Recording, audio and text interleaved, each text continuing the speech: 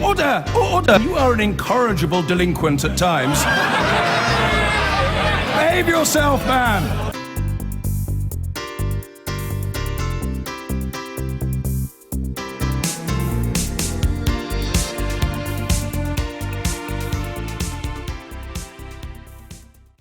Now, those who doubt the need for increased surveillance were given pause for thought after the Prime Minister was caught insulting our armed forces on the internet this week.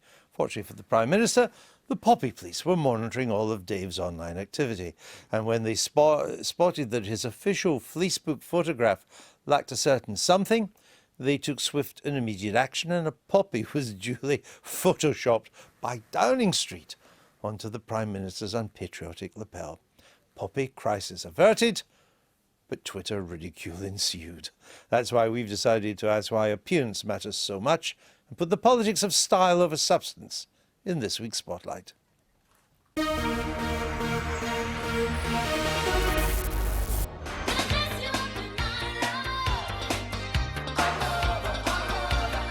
Was Margaret Thatcher out of vogue at the V&A this week?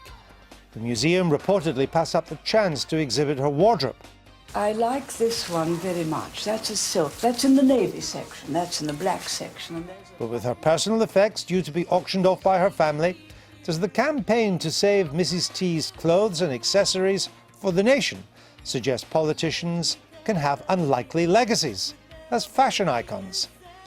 Dressing to impress or couldn't care less?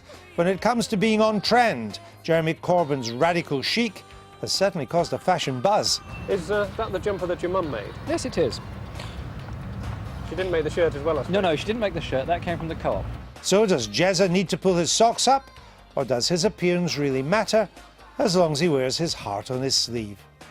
We certainly remember politicians for their wardrobe malfunctions, and Michael Foot learned the hard way. Critics claim, a tad unfairly, that he wore a donkey jacket to the cenotaph in 1981, perhaps the most infamous example of the opposition leader's new clothes.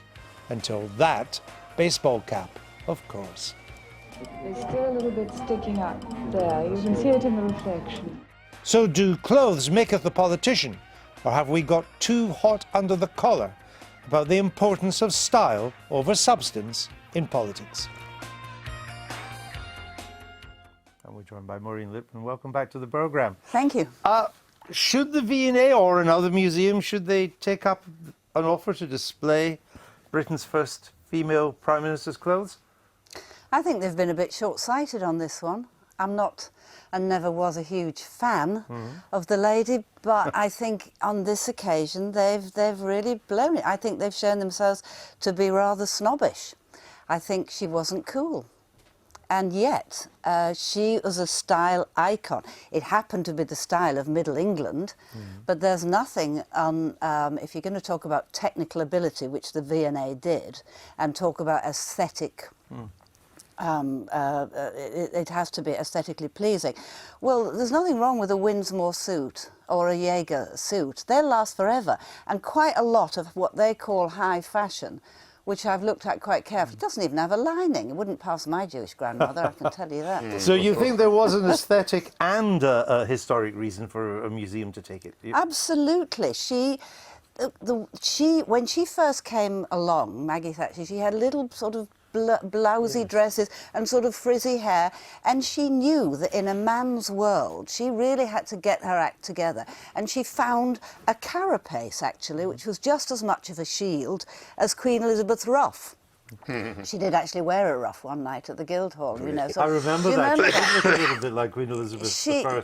She did, and you know, I'm sure that she didn't have a mother who kind of guided her sartorially. But I bet you any money her dad, Councillor Roberts, frequently said, "The clothes maketh the man."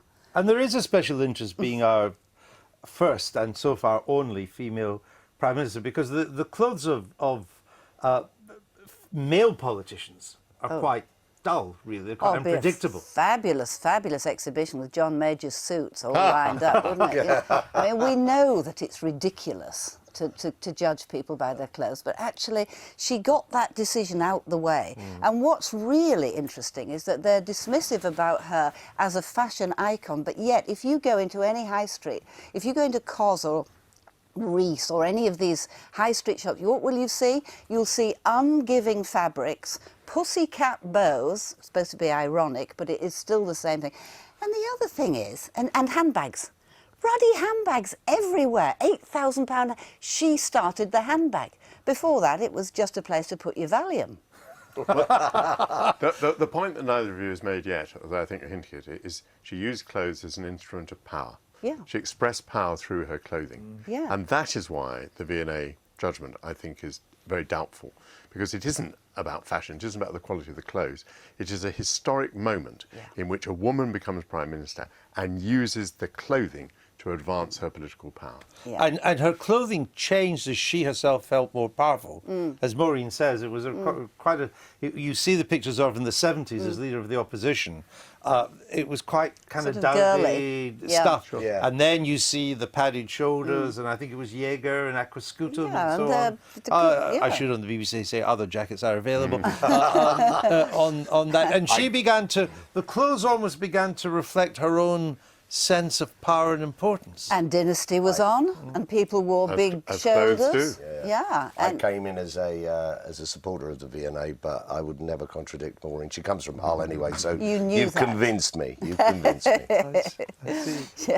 And it was a conscious attempt to... that's why it's interesting that, in a Yes. sense, for the V&A, it was a conscious attempt and therefore has some historic value. Exactly, it has a historical value. And I mean, social. just things like the examples we haven't mentioned yet. The outfit she wore in that tank with the great swirling veil around her head.